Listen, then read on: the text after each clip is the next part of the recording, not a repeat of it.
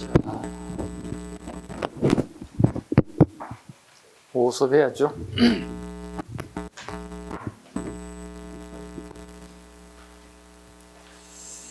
졸리실 수 있어요. 식사들 하셔서. 그죠?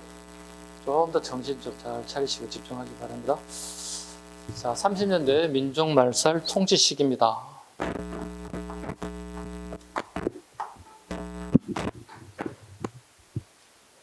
우리 민족을 아예 없애버리겠다는 생각을 가지고 있다, 일본 애들이. 대표적인 거 한번 보겠습니다. 한국 신민화 정책. 한국 신민화 정책. 황제 국가의 백성을 만드는, 신하를 만들고 백성을 만드는 정책이래요. 조선 사람들 갖다가. 일본 천황의 신하가 되고 백성을 만드는 정책. 말 그대로 우리를 일본 사람으로 만드는 정책을 하겠다. 고로 우리 조선인 민족이라는 자체를 없애버리겠다는 정책을 30년 뒤에 실시됩니다. 첫 번째, 한국인의 민족의식 말살, 내선일체, 일선동절원, 한국신민화, 이런 정책을 펼치거든요. 대표적인 게 1번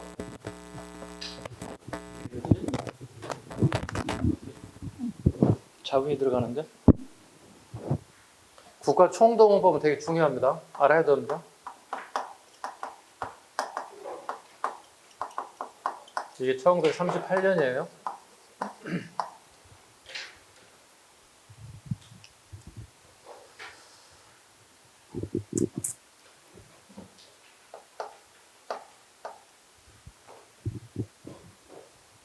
(1931년) 우리 만주사변이 발생하죠.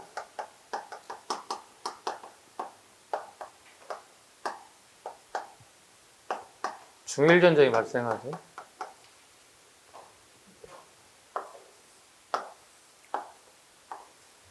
조금 이해를 좀 해보자고요. 이렇게 왔죠. 조선부터 먼저 먹었죠. 쉽게 저희들이 지배하게 됐다고요. 그 다음에 여기가 만주 지역이고요. 여기가 중국 지역이에요. 중국 땅덩이가 커요, 작아요? 되게 크죠. 그러니까 한 입에 다 집어넣을 수가 없어, 우리가. 그쵸? 아니, 우리 봐봐. 햄버거 이만한 큰 거 먹을 수 있어요, 한 입에? 못 넣잖아요. 우리가 아무리 입이 크더라도 햄버거 한 입에 다 못 넣듯이. 그래서 얘들이 먼저 1차적으로 조선, 그다음 2차적으로 만주 지역이에요. 만주 지역을 기습 공격해서 사변이라는 단어를 써요. 예고하지 않는 공격을 우리는 사변이라는 단어를 써요. 그래서 우리 1950년 6월 25일 우리 뭐라 불러? 6.25? 사변. 야, 1950년 6월 25일 새벽 4시에 우리 인민군하고 탱크를 가지고 너희들 380 밑으로 내려갈게. 통제했던 우리가 어떻게 그렇게 허무하게 당하지는 않았겠죠. 준비를 좀 했겠죠, 우리가. 준비되지 않은 상태로 당했기 때문에 마찬가지 만주도 이 부분이 그냥 일본인 손에 넘어가게 된 거예요. 그래서 이렇게 봐봐요. 1차적으로 만주를 먼저 먹고 다음에 중국을 먹자는 거예요. 중국을 먹자는 거예요. 이해 가셨나요? 이게 31년에서 37년까지 왔잖아요. 그죠? 그럼 이 사이에 중국은 무슨 문제가 발생했을까요? 중국에는 요 사이에 엄청난 내전에 휩싸이게 돼요. 내전에 휩싸이게 돼요.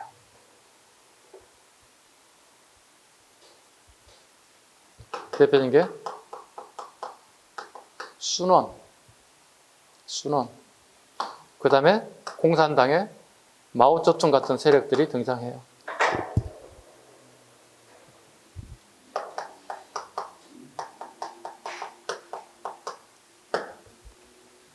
공산당 세력,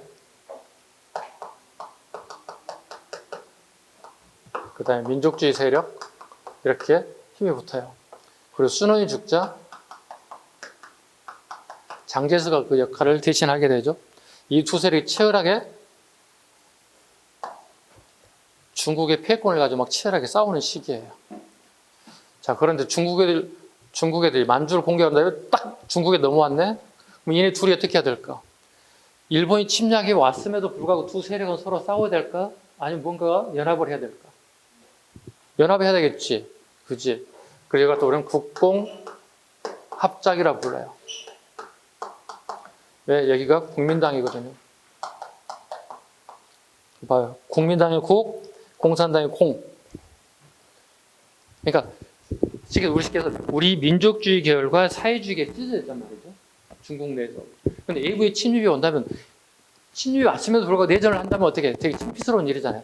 나라의 안위가 우선이지 자기가 소속되는 정당이 승리하는 게 우선은 아니잖아요. 전쟁의 상황에서. 이때 국공개전, 이걸 1차 국공개전이라고, 국공합작이라고 불러요. 1차 국공합작이라고 불러요. 물론 뒤 2차 국공합작 또 있습니다. 1차 국공합작, 또 2차 국공협작, 뭐 이런 게 계속 이런 거 우리 시험에 안 나옵니다. 자, 다시 봐요. 국가총동원법이랑 한번 봐보세요. 38년이 되면 중일전쟁의 세력이 확대도 커져요. 승리가 끝난 게 아니에요. 그러면 일본 애들이 하는 게 뭐냐면 우리나라의 국가총동원법을 명령을 하게 돼요. 조선반도에. 자, 봐봐. 원래 전쟁이라 하면 군인과 군인, A라는 나라와 B라는 나라의 군인과 군인이 싸우는 게 전쟁이에요. 지금 현재 우리 지구상에 전쟁이 두 군데 터져 나왔죠, 지금. 기존에 우크라이나와 러시아, 그다음에 새롭게 팔레스타인하고 지금 이스라엘 두 군데 동시에 터져 나와 있잖아요. 보통 군인과 군인이 싸우는 걸 전쟁이라 불러요. 그런데 일본 애들이 뭐 한가요? 국가총동원법이잖아요. 일본이 여기 일본이라면 지금 누가 들어갔나요? 우리 조선인 민간인이 들어가기 시작해요.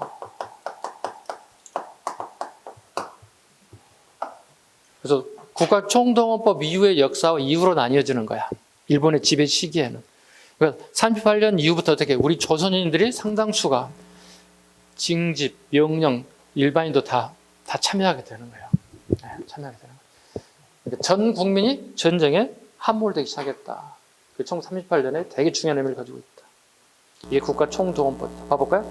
중일전쟁을 일으켜 대륙 침략을 본격화하는 일제는 한국에서 물적, 인적 수탈을 다 해가는 겁니다. 다 해가는 겁니다. 삼미 증식이 다시 재개됐습니다. 전쟁의 군량미가 늘어나게 됐습니다. 경제생활의 규제, 소비 규제를 목적으로 식량 배급 제도를 시행. 우리 북한도 아니고 배급제. 그다음에 미국 공출제도, 쌀을 갖다 걷어가는 제도들. 아니 이렇게 식량을 배급했잖아요. 식량을 배운 2년 뒤에 다시 공출제도, 다시 강제 납부하는 방식으로 공출해 간다는데 다시. 그럼 우리는 어떻게 굶어 죽어야 되는 상황이에요, 민간인들이. 공출제도, 모든 금속제 농기구, 그릇, 식기, 교회나 사원의 종까지도 더 증발했다. 무기를 만들 재료들이 부족해졌습니다.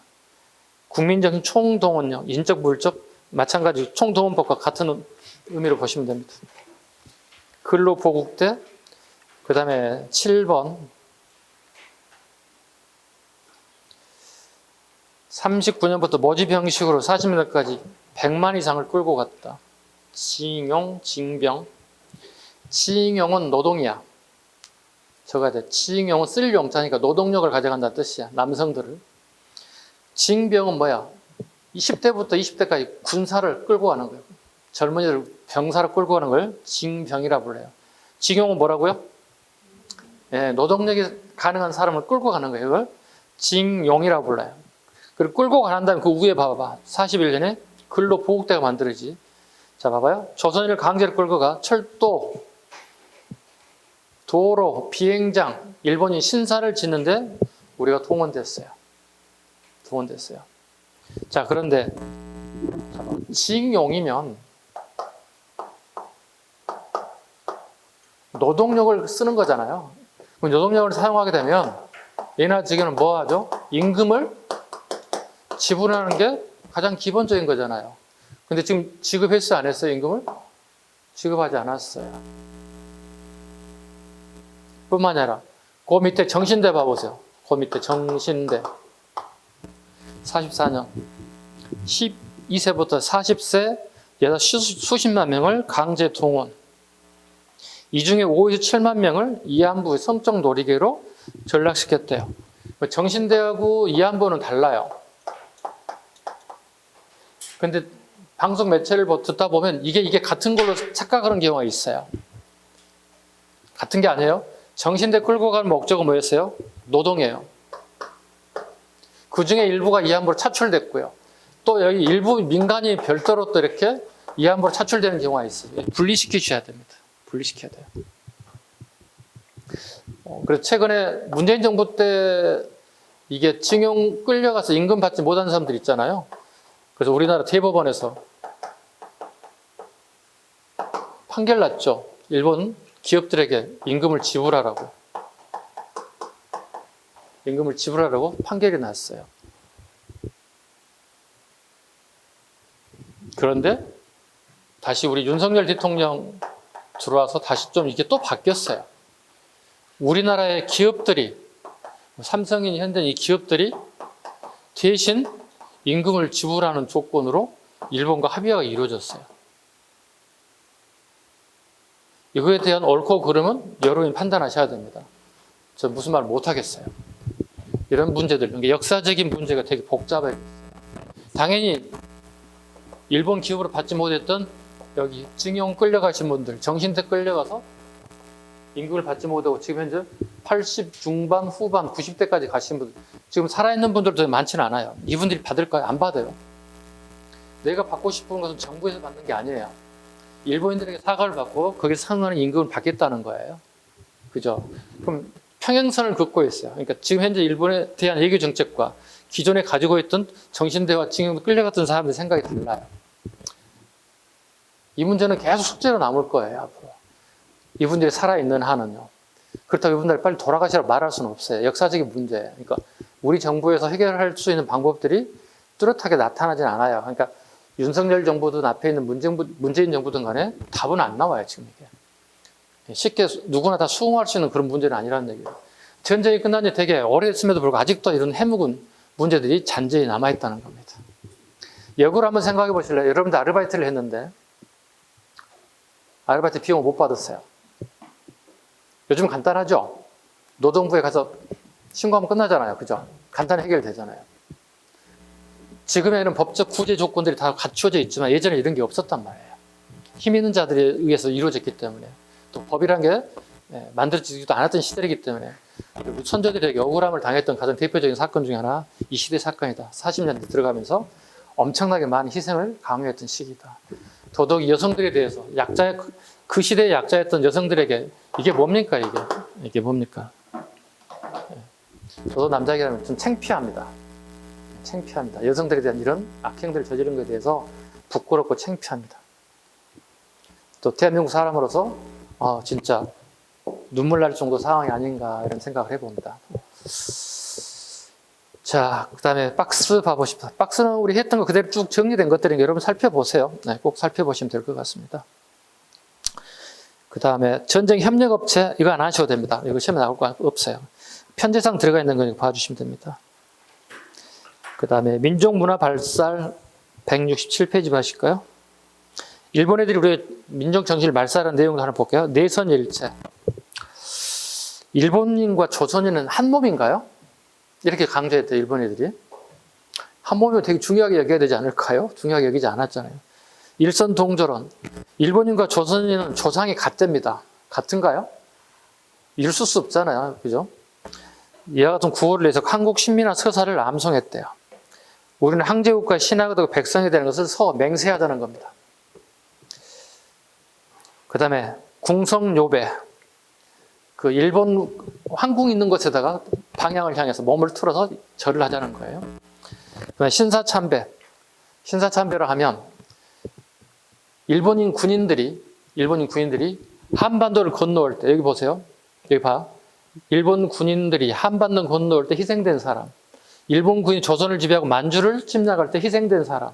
만주를 지배하고 난 다음에 중국을 공략했을 때 희생된 사람들을 그 사람들이 이패를 모시고 이렇게 커다란 건물에다가 이렇게 여기다가 이패를 쫙쫙쫙쫙 모셔서 제사를 지내는 공간이 있어. 이거 하자고 한 거예요. 어떻게 생각하세요, 여러분들? 이렇게 생각해 볼까요?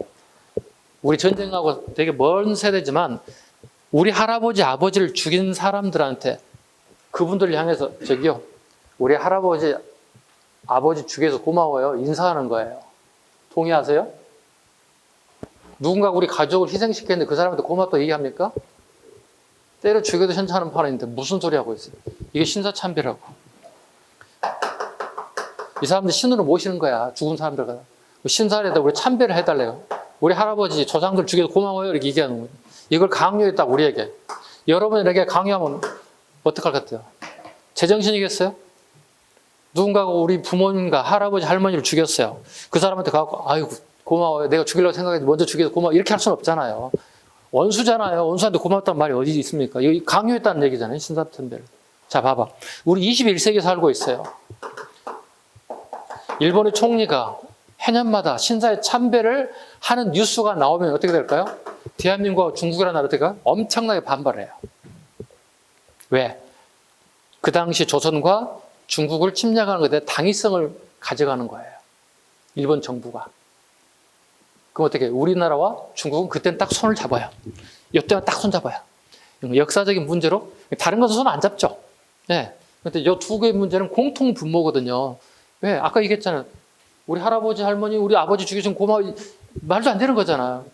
그럼 어떻게 해요? 일본 정부와 한국 정부, 그 다음에 중국 정부와 일본 정부와 사이가 좋아져 안 좋아져? 신사참배 혹시 하게 되면? 떨어지는 거예요. 그래서 혹시 나중에 뉴스 보실 때 일본 총리가 신사참배를 하였다. 뭐 공물을 갖다 바쳤다. 참배를 못하니까 어떤 방식으로 하는 줄 아세요? 공물을 바쳤다. 옛날에 공물이 쌀인 거거든요. 쌀을 대신 갖다 바쳤다는 얘기 내가 기부했다는 의미를 가지고 있거든요. 그러니까 내 마음을 그 물건을 표했다는 의미를 가지고 있기 때문에 이것만 가지고 되게 기분 나빠야 돼요. 그런 사람하고 우리나라에 정상회담을 하겠다면 어떻게 될까요? 우리 국민들이 민심이 확 돌아서죠. 이거 우리가 역사에서 배우는 거예요. 우리가 왜 역사를 배우는 이유인지를 알아야 되는 거예요. 신사참배가 뭐길래 이렇게 역사 문제가 되게 심각해진지를 알고는 있어야 돼요. 그게 온당치 않다고 하는 걸 알아야 됐지. 남의 얘기가 아니야.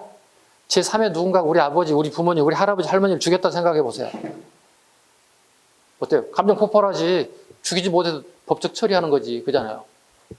그걸 건드렸다 생각해 보세요. 그게 되게 민감해지는 문제예요. 그래서 꼭 기억하세요. 신사참배라는 단어가 혹시 뉴스에 나오거나 민감하게 쳐다보세요. 그렇게 생각하면 될 것 같습니다.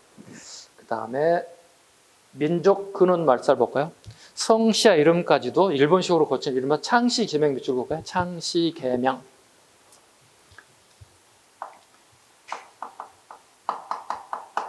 이렇게. 창씨니까 성이죠. 여기는 이름이죠. 보통 우리가 성 이렇게 홍, 길, 동 예를 들자면 이렇게 보통 이름을 적잖아요. 세 글자로 가진 사람들 같은 그죠? 이렇게. 근데 일본식 계명으로 바뀌어요. 이렇게. 이런 식으로. 홍, 본, 길, 동 한자로. 일본식 이름 발음은 전혀 다른 발음이 나타나겠죠. 그러니까 창씨를 성을 바꾸고 이름을 바꿔버렸다. 이건요.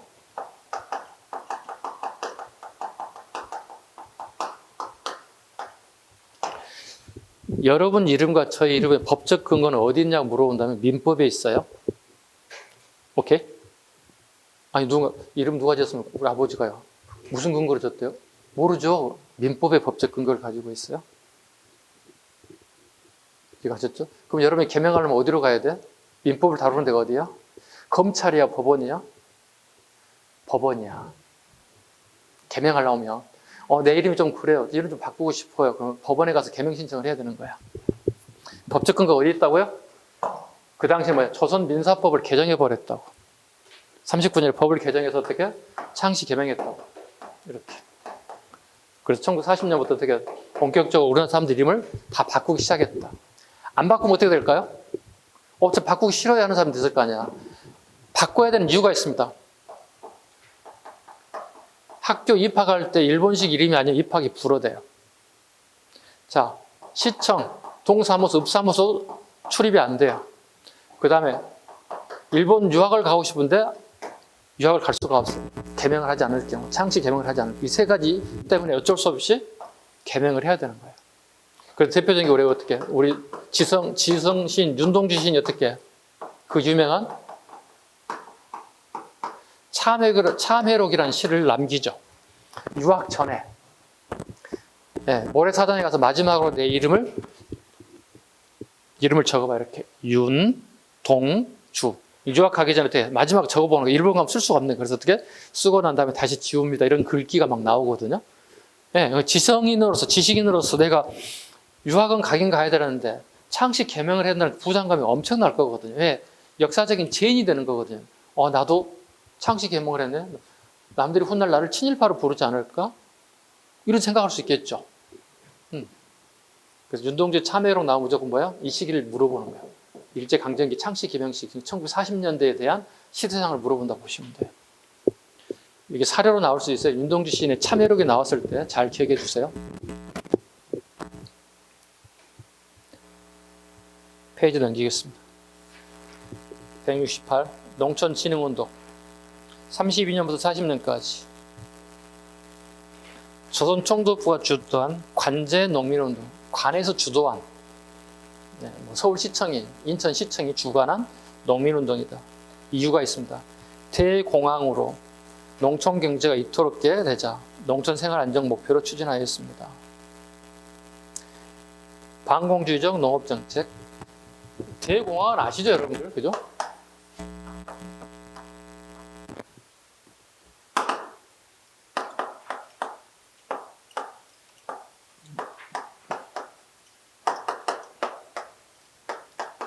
예나 지금은 어떻게 한 나라의 경제 사정이 아니고 어떻게 다른 나라에 되게 파급 효과가 커지죠. 경제가 안 좋아지죠. 우리 미국의 원달러 환율이 높고 낮음에 따라서 우리나라의 수출과 수입에 되게 굉장히 민감해지죠.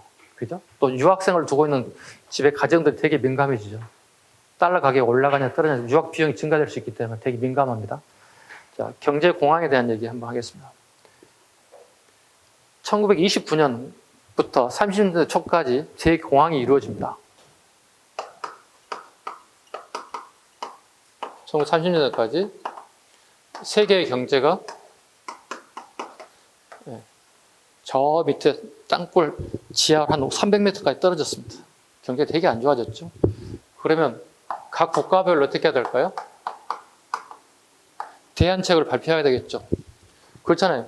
정부라는 게 어떻게 일이 터지기 전에 발표할 수도 있고 일이 터진다면 당연히 대안을 발표해야 되겠죠. 영국과 프랑스 두 개의 나라는 블록 경제를 취합니다. 수출도 하지 않고 수입도 하지 않겠다. 자급자족 그냥 우리가 생산되는 거 우리가 그냥 소비하겠다. 되게 무식한 정책이죠. 우리 21세기 있을 수 없는 얘기잖아요. 우리에게 남는 건 수출하고 부족한 건 수입에다 먹는 거잖아요. 그잖아요. 우리에게 석유를 수입하는 건 당연한 거 아닌가요? 석유 없으면 어떻게 우리 산업이 딱 수도될 거거든요. 대신 우리 반도체 자동차 어떻게 빵빵 팔아야 되잖아요. 그죠? 그래 우리 고용을 계속 창출하고 유지될 수 있잖아요. 우리 21세기 누구나 가질 수 있는 그런 가장 기본적인 경제 마인드거든요. 그런데 이 당시에 영국과 프랑스는 사지도 않고 팔지도 않겠다는 거예요. 블록 경제예요. 미국은 뭘까요? 다 할 수 있을 것 같은데요? 네? 예, 뉴딜 정책이에요. 잘 아시네요. 뉴딜 정책 내용도 아시죠? 국가가 손을 놓고 있지 않아요. 국가가 직접 뭐 할까요? 자본을 투자하고 고용을 창출하고 여기에 임금을 받고 임금을 받은 노동자들이 이걸 소비해서 이렇게 한 바퀴를 돌리는 거야. 이렇게 지금 우리가 생활하고 있는 이 패턴 그대로 돌리는 거야. 어느 한 군데 딱 수도하게 되면 그거 멈출 수밖에 없죠. 기계가 딱 멈추니까 계속 이렇게 돌리는 방식. 이게 뉴딜 정책. 이거 성공했어요. 유일하게 성공했어요. 가장 악질적인 놈이 새끼가 하나 있어요. 어떤 새끼야? 이놈의 새끼들이. 식민지 경제 정책이에요. 자기들이 생산된 물건 식민지에다 판매해. 식민지에서 재료를 약탈해가. 가장 안 좋은 방법을 택하는 게 일본이에요. 네. 일본이 조선 거 뺏어가고 조선에다 수출하겠다는 얘기야. 그럼 우리는 수출 못 받겠다고 하는 운동이 뭐예요? 일본 상품이 우리 걸 쓸어버려. 8, 90% 시장을 점령하고 있는데 우리 어떻게 쫄딱 망하지. 우리 기업인들 망하지. 우리가 하는 운동이 뭐야? 그렇지. 물산 장려운동 같은 게 벌어지기 시작하는 거예요. 이제. 우리가 일본 거 써야 되겠니? 우리 거 써야 되지 않겠냐? 막 이런 운동들이 지식인들 사이에 퍼져나가는 것들이죠. 병참 기지화 정책. 공안 국보를 해서 우리나라 전쟁에 군수물자를 공급하고 한반도를 침략 기지로 삼았다는 것. 그 다음에 병참 기지화 정책 중에 밑에 봐보시면 내용에 봐보세요. 공업화 추진, 북부지방의 발전소 건설, 금속, 기계, 화학, 공업에 집중 투자했어요. 대신 남부지방은 뭔가요? 미국 생산이에요. 쌀농사 하라고 지는 거예요. 남쪽이 어떻게, 그러니까 충청, 경상, 전라 지역, 서울 한강 이남 지역은 거의 대부분 쌀농사에 집중하게 됩니다. 그 쌀 생산을 전부 다 일본으로 빼어 돌리는 방식. 그래서 우리가 훗날 해방되고 난 다음에 48년 해방되고 난 다음에 그 상태, 일본이 빠져나간 그 상태로 봤을 때 남과 북이 또 쪼개지잖아요. 그죠? 남과 북이 쪼개진 상태에서 어떻게? 우리 남쪽은 이 위에는 아무것도 없어. 발전소, 금속, 기계학, 즉 산업화될 만한 공업시설 아무것도 없었어요. 그래서 해방되고 난 다음에 50년대까지는 북한이 우리 훨씬 더 잘 살았어요. 그래서 그때 당시 이성사진을 보면 북한은 불야성이고 우리는 캄캄해. 지금 반대로 북한이 어떻게 저녁 되면 캄캄하고 대한민국 어떻게 불야성이잖아요. 환하잖아요. 인공위성 촬영을 봐보세요. 반대 현상이 벌어졌죠. 역설적으로 유명한 역사학자들이 이런 얘기를 하죠. 또 인류학자들이 얘기하죠. 자본이 풍부한 나라는 100년은 잘 산답니다. 근데 1000년은 굶어 죽은대요. 왜? 도전이 없어요. 먹고 살만한 게 많으면 도전이 없어요. 그냥 편안하게 사는 거예요. 그 재료가 고갈되는 순간 우리는 끝나는 건 대신에 척박한 땅에서 살았던 사람들 어떨까요? 엄청난 노력을 한다는 거야. 그 환경에 맞게끔 한다는 거야. 내가 살기 위해서는 그 환경에 내 몸도 맞춰야 되고 내 생각도 맞춰야 되고 엄청난 기술 개발, 노력이 된다. 그게 대표적인 나라가 남한인 거예요. 그렇잖아요. 농업 국가에서 산업화 국가로 만든다는 건 엄청난 노력이고 엄청난 경쟁력이 필요했던 거거든요. 아무것도 없는 것을 유를 만들어내는 거니까 엄청난 거죠. 그게 우리 60년대, 70년대 산업화 정책이 그나마 성공해서 여기까지 왔다 이렇게 보고 있는 거예요. 물론 비판받을 부분도 있죠. 민주주의가 안 됐던 부분은 비판받지만 경제 부분에 있어서는 그게 없었다면 거의 불가능에 가까웠다 이렇게 보고 있는 거예요. 남면 북양 정책. 남부지방의 미연화, 북부지방의 양을 길러 공업 원료로 수탈했다. 이는 세계 경제공황 이후에 자본주의 국가들이 보호무역주로부터 원료 공급이 부족할 것에 대비하여 일본이 방직 자본가를 보호하려는 조치했다. 이건 그 일본이 다 나빠요. 99% 나쁘고 이건 내가 배울 만하다고 생각하는 겁니다. 일본이 봐보세요. 식민지 경제정책을 펼쳤다고 그랬잖아요. 식민지 국가에서 빼앗았잖아요. 재료를 빼앗아서 그 다음에 산업화된 물건을 만들어 수출하는 거거든요. 그런데 영국과 프랑스의 가장 중요한 게 이제 여기 나와 있다시피 면화 생산이에요. 면화. 쉽게 해서 우리 옷감의 재료를 만드는 것들이잖아요. 우리가 입고 있는 어떻게 옷감의 재료인데 지금이야 꼭 면화가 아니더라도 어떻게 석유에서 뽑아낸 합성 수지를 뽑아서 만들긴 하지만 이 옷감의 원가가 올라가게 되면 판매가가 올라갈 수밖에 없어요. 재료가가 올라가니까. 그래서 미리서 창고에다 재고를 쌓겠다는 거예요. 재고를 쌓아놓겠다는 얘기예요. 이게 남면 북양 정책이에요. 남쪽에는 면화를 생산하고 북쪽에는 춥기 때문에 양의 털을 더 많이 생산되기 때문에 그걸 좀 미리서 만들어서 재고를 쌓아놓겠다는 거예요. 훗날 영국과 프랑스가 단가를 올리게 되면 어떻게 돼요? 안 되잖아요. 계속 그 가격 유지할 수 없잖아요. 그때 TV에서 만드는 그 TV책이 되게 중요하다는 겁니다. 그래서 여러분 가까운 곳에 강화도에 이걸 만들어지죠. 가장 큰 회사가 조양방직이죠. 강화도에. 일제강점기에는 인천광역시의 강화도에 가장 큰 방직 공장이 있어서 엄청나게 돈이 많이 돌고 노동자들이 엄청나게 많이 근무했던 곳이기도 합니다. 그래서 훗날 자주 얘기하는데 훗날 여러분들이 아니 공부 안 될 때 머리 시끄러울 때 강화도 한번 갔다 오도 되잖아. 배 타고 가는 거 아니죠. 차 끌고 가도 되잖아. 그래서 지금 이 방직 공장 다 근대 문물로 되어 있는데 여기 전부 다 커피숍 만들어져 있어요. 옛날 고 건물, 옛날 건물에다가 안에다가 인테리어를 좀 해서 다 커피숍으로 젊은이들이 와서 언제든 찾아올 수 있는 겁니다. 강화도 가면 여기 한번 꼭 가. 주말에 데이트할 사람 다 여기 가. 여기 찾아가서 커피숍에 차 한잔 마시고 가. 사진 막 찍고 와. 선생님 와서 좀 보여줘 제발. 아 갔다 왔네. 선생님 확인해 줄 테니까. 선생님 갔다 왔냐고요? 갔다 왔으니까 이런 얘기 하지. 안 갔다 온 얘기 못 하지. 네. 우리 딸 데려갔어. 좀이라도 젊은 애 하나 데려가야 될 것 같았어. 국가 총독 이거 생략 반복됩니다. 170페이지 종교단체 탄압 유교 60세 이상의 유생들에게 상치 은사금을 지급 성균관을 경항으로 바뀌었대요. 자, 60세 이상이면 되게 나이 많이 드신 분이잖아요. 그죠? 지금의 60세 이상이면 나이가 젊다고 할 수 없죠. 우리 100세 시대가 됐으니까. 그죠? 근데 60세 이상 유생에게 상치 은사를 올려서 젊은 유생들을 설득해달라는 얘기예요. 친일해달라고. 속된 말로 꼬시는 거. 이걸 상치 은사금이라고 불러요. 성균관은 경학원으로 바꿨대요. 학교 이름이 바뀌었어요. 경학원의 의미를 시험에 나올 것 같지는 않은데 참고로만 알아주세요. 성균관이 학교 이름이 바뀌었네요. 이때 처음으로 이제 충분히 알 수 있는 내용들이 나올 거예요. 교수를 뽑는데 임용 제도가 처음 만들어져요. 왜냐면 교수가 되려면 조건이 있어야 할 거 아니야. 그죠?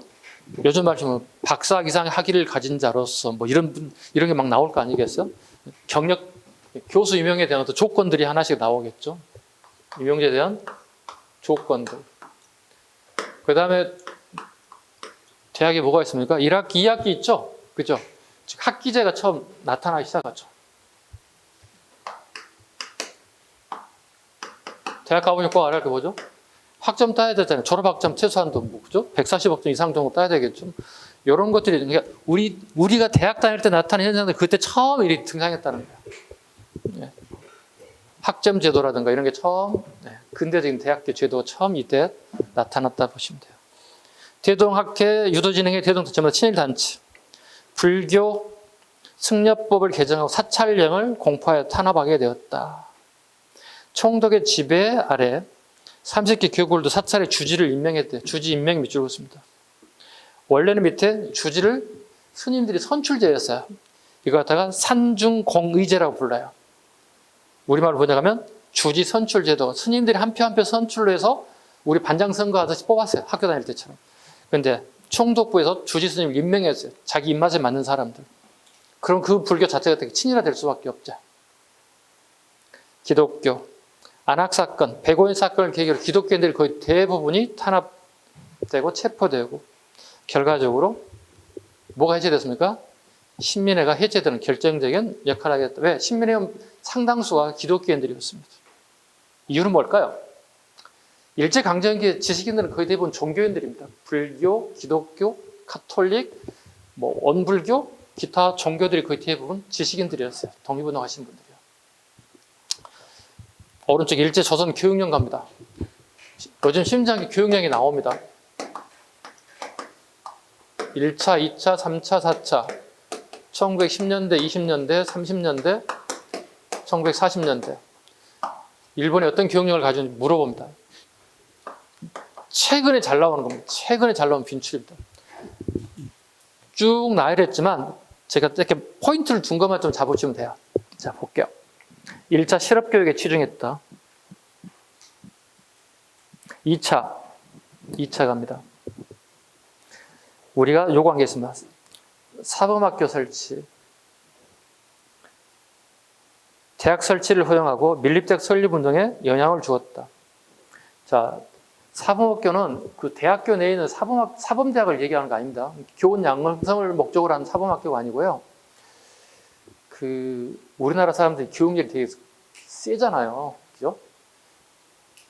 우리 거의 대부분 초등학교 이상 다 졸업하잖아요. 우리나라 사람들. 그죠? 물론, 나이 드신 분들이 옛날에 경제적, 시간적 여유로 인해서 학교를 못 가는 경우는 있었지만, 지금 현재 우리 21세기에는 거의 대부분 초, 중, 고는 거의 대부분 졸업하지 않을까요? 물론 사고 치는 사람도 있긴 합니다만, 그 중에 거의 대부분 90% 이상 정도는 아마 고등학교 이상을 나오지 않을까 싶은데요.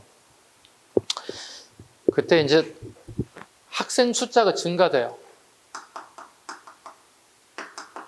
그럼 선생님 수가 부족한 거예요. 선생님을 어떻게 양성할 필요가 있다. 그래서 양성소 개념으로 만든 게 사범학교예요. 그러니까 중학교를 졸업하는 친구들을 이렇게 선별해서 짧은 단기간에 선생님 임용 교육을 시켜서 발령내주는 겁니다. 그러니까 엄밀히 따지면 어떻게 해요? 사범학교는 오늘날의 대학에서 말하는 사범대가 아니에요. 중학교 졸업 이상의 학력을 가진 자로서 교육을 시켜서 단기간에 교육시켜서 선생님을 발령내준 제도다 보시면 돼요. 됐죠?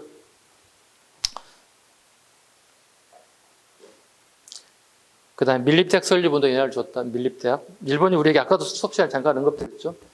단순한 기술교육만 가르쳤다고 그랬죠. 인문학을 가르치지 않았다고 그랬죠. 그래서 우리 하는 게 뭐야? 밀립적 설립운동을 주도했다. 결국은 이거 성공하지 못하죠. 대신 일본에 만든 대학교가 뭐라고 그랬어요? 경성 제국대학이라는 게 만들어지죠. 그 다음에 보통학교 수업 연한이 4년에서 6년으로 미치고 있습니다. 그 다음에 일본어 수업 시수를 증가, 일본어 교육을 증가시켰다. 3차 갑니다. 한국 신민서사 암송을 제창을 요청했다. 항제국가 신화가 되고 백성의 대학을 요구합니다. 3번의 별표 한 3개 갑니다. 3차 교육의 3번 동그라미. 국어, 국사, 정규 과목에서 수의 과목으로 전략. 수의란 말은 선택 과목으로. 그러니까 우리가 학교 다니면 필수 과목이 있고 선택 과목이라는 게 있죠. 필수는 무조건 그 들어야만 그 졸업 학점이 이수되는 거고, 수의 과목, 선택 과목 들어도 그만, 안 들어도 그만이죠. 다른 학점을 대신 메꾸면 되는 거니까. 수의 과목을 선택, 전략되고 말았다. 국어, 국사를 수의 과목으로. 그럼 선택 과목, 내가 선택 과목 어떻게 들을 수 있는 거지. 국어하고 역사 신청할게요. 신청했어요. 그럼 수업 들으면 되잖아. 근데 뭐가 없어? 선생님이 안 계셔. 그럼 그 과목 어떻게 폐강되는 거예요. 보통 우리 대학교에서 어떻게 학점 신청할 때 어떻게 7인 이상이 신청했을 경우에 그 과목은 폐강될 수 있습니다. 이렇게 참고사항 적어놓잖아요. 전공 과목이 아닌 교양 필수 과목에서 그죠? 네, 7인 이하의 수강 신청이 있었을 때는 폐강될 수 있습니다. 양지 바랍니다. 적어놨잖아요. 나중에 폐강됐으면 어떻게 다른 과목 신청해야 되잖아요. 그 논리 적용하면 되게 이해 가기 쉬울 거예요. 신청을 했는데 선생님이 안 계셔. 그 뭐야? 그래서 뭐라고 이거 같다. 실질적 폐지라 불러. 살짝 저급해다. 4차가 되면 완전 폐지되는데 아직까지 신청을 할 수 있는데 선생님이 안 계셔. 그래서 실질적 폐지다 이렇게 표현을 쓰는 거야. 그래서 우리 국어하고 역사 수업이 실질적 폐지된 게 3차 수업이다.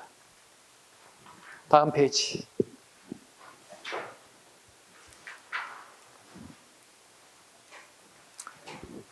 동그라미 5번 갑니다.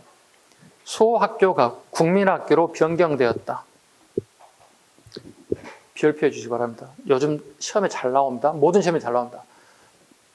수능에도 나오고요. 한능금에도 나오고요. 공무원 시험에도 나옵니다. 소학교가 국민학교로 변경. 국민학교의 뜻은 한국신민화 정책의 줄임말. 자, 여기 국민학교 졸업하신 분. 없어? 없어요? 국민학교 지원 초등학교 졸업하신 분. 없어? 다 젊어? 다 MZ야 여기? 아, 그렇네요. 가끔 이렇게 수업하다 보면 선생님 제가 국민학교 입학했는데 졸업장은 초등학교 졸업했습니다 이렇게 하는 분. 이게 30대 중반이야. 중후반이야. 선생님 같은 세대는 어떻게 국어로 들어갔다 국어로 졸업한 사람들이야. 국민학교로 들어갔다가 국민학교로 졸업한 사람들이에요. 그리고 국졸이라 보통 얘기해요. 선생님 국졸. 국졸. 네. 떳떳하게 자랑스럽게 학적을 해서 국졸이라고 얘기하고 있습니다. 국민학교 졸업해서 입학해서 국민학교 졸업했다. 이거 봐볼까요? 현 초등학교는 96년 3월 김영삼 정부 때 역사 바로 세기 운동 일환으로 개칭되었습니다. 그래서 오늘날에 초등학교가 됐어요. 그래서 가끔 선생님 친구들 만날 때, 야 우리 모교가 사라졌다. 학교가 바뀌었어요. 개칭됐어요. 그래서 옆에 친구 저기 역사 선생님한테 좀 물어봤으면 좋겠다. 이거 얘기해 주면 모르죠. 그죠? 선생님 나이 때는 다 교육 끝난 사람들이잖아요. 더 이상 뭐 특별하게 배울 거 없잖아요. 그러니까 개칭된 이유 자체를 모르면 왜 바뀐 거야? 막 이렇게 질문을 하거든요. 오늘 저녁에 오늘 집에 와서 여러분들 어머님, 부모님들에게 아버님에게 얘기하세요. 아빠 국민학교 들어가서 국민학교 졸업했죠? 이렇게 물어보세요. 왜인 줄 아세요? 이렇게 얘기해주세요. 그게 국민이란 말이 한국 신민화 정책의 줄임말이에요. 그걸 모르고 계속 썼던 거예요. 그래서 김영삼 정부 때 바꾸자. 그래서 초등학교로 개칭되었다. 오늘 엄마 아빠에게 좋은 교육 수업을 하나 가르쳐주는 재료가 하나 생겼어요. 산수 과목을 수학으로, 자연 과목을 과학으로, 그 다음에 영어가 도입되었다. 사립중학교 설립을 불허했다. 기독교 계통의 성경 과목을 폐지하였다. 4차 갑니다. 동그라미 2번. 조선어와 조선사 완전 폐지 별표. 아까 3차는 실질적 폐지였죠. 선생님이 안 계시는 게 실적 폐지고 4차는 법적으로 완전 폐지됐어. 그 정도까지만 잡고 마무리하겠습니다. 오차는 뭐 특별하게 안 하셔도 될 것 같습니다. 도표는 정리해 놓은 거니까 한번 여러분 쭉, 예. 책 읽기 싫은 사람 그 도표를 보시면 돼요. 도표 다 설명되어 있어요. 181쪽.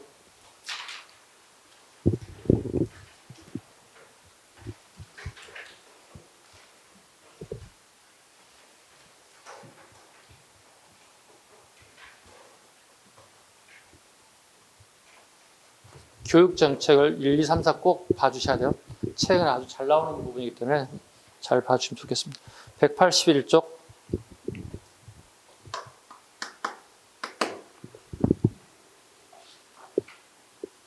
야, 씨.